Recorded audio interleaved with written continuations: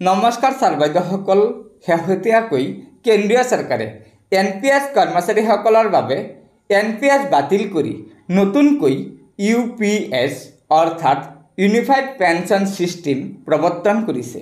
আৰু এই unified pension ছিষ্টেমক লৈ আমাৰ ৰাজ্যৰ মাননীয় সাংসদ গৌৰৱ গগৈ ডাঙৰীয়াই বহুকেইটা গুৰুত্বপূৰ্ণ মন্তব্য আগবঢ়াইছে, যিকেইটা মন্তব্য আমাৰ ৰাজ্যৰ প্ৰতিজন চৰকাৰী কৰ্মচাৰীয়ে জনাটো অত্যন্ত প্ৰয়োজন। গতিকে ছাৰ বাইদেউসকল, বলক আমি আগবাঢ়ি গৈ গৌৰৱ গগৈ ডাঙৰীয়াৰ আজিৰ সেই গুৰুত্বপূৰ্ণ মন্তব্যকেইটা জানি লওঁ।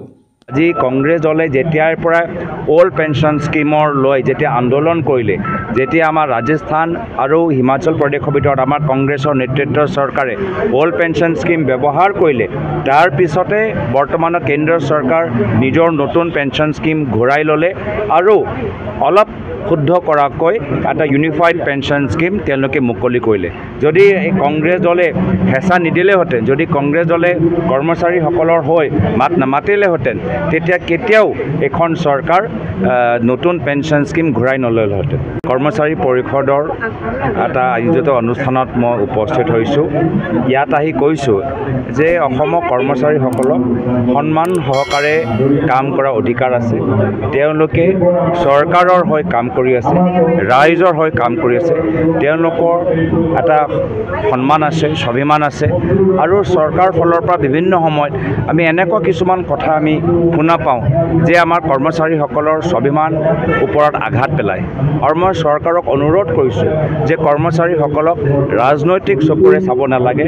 তেওঁলোকে কৰ্মচাৰী, তেওঁলোকে কোনো বিশেষ ব্যক্তিগত চাকৰ নহয়। তেখেতে ৰাইজৰ হৈ কাম কৰি আছে। সন্মান সহকাৰে তেখেতৰ লগত আলাপ আলোচনা কৰাটো উচিত। বিভিন্ন সময়ত তেওঁলোকৰ দাবী থাকে, শিক্ষকসকলৰ দাবী যে তেওঁলোকৰ ছুটি দিনবোৰ সংখ্যা বঢ়াব লাগে। তেওঁলোকৰ বিভিন্ন কৰ্মচাৰীসকলে ডিয়াৰনেছ এলাউৱেঞ্চ DA-বোৰ আৰু বৃদ্ধি হোৱাটো বিচাৰে। চাইল্ড কেয়াৰ, শিশু তেওঁলোকৰ জন্ম দিয়াৰ পিছতৰ চাইল্ড কেয়াৰ তেওঁলোকৰ এলাউৱেঞ্চ বিচাৰে। এই ধৰণৰ ক্ষেত্ৰত বহুতখিনি কাম কৰিবলগীয়া আছে। আৰু মই এইখিনিও কথা ক'লোঁ যে আজি আমাৰ বিৰোধী দলৰ হেঁচাৰ কাৰণে, কংগ্ৰেছৰ আদৰ্শৰ বাবে আজি সমগ্ৰ ভাৰতৰ ভিতৰত কৰ্মচাৰীসকলৰ আজি মাত আমি শুনা পাইছোঁ, কণ্ঠ আমি শুনা পাইছোঁ।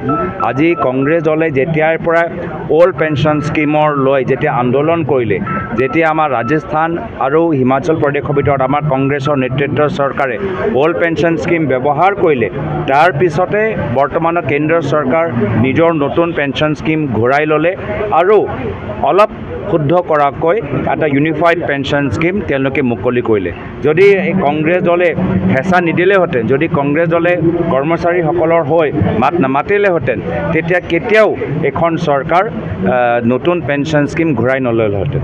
আজি সেইকাৰণে আমাৰ কংগ্ৰেছৰ সেয়া হ'ল আমাৰ আদৰ্শ।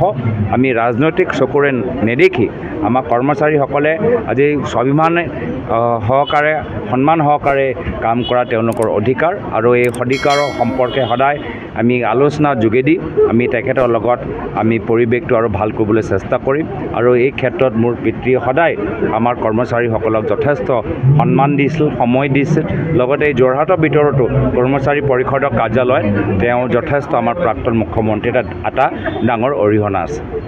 গতিকে ছাৰ বাইদেউসকল, এয়াই আছিল সাংসদ গৌৰৱ গগৈ ডাঙৰীয়াৰ UPS অৰ্থাৎ ইউনিফাইড পেনশ্যন ছিষ্টেমৰ ওপৰত কৰা মন্তব্য। আশা কৰিছোঁ গৌৰৱ গগৈ ডাঙৰীয়াৰ এই মন্তব্যৰ পৰা আপোনালোকে নিশ্চয় কিবা এটা কথা জানিব পাৰিছে। সেয়েহে লগৰ বন্ধুবৰ্গক এই ভিডিঅ'টো শ্বেয়াৰ কৰি আজিৰ এই গুৰুত্বপূৰ্ণ খবৰটো জনাই দিব। আৰু নতুনকৈ অহা ছাৰ বাইদেউসকলে অনুগ্ৰহ কৰি আমাৰ এই চেনেলটো ছাবস্ক্ৰাইব কৰি ল'ব। ধন্যবাদ।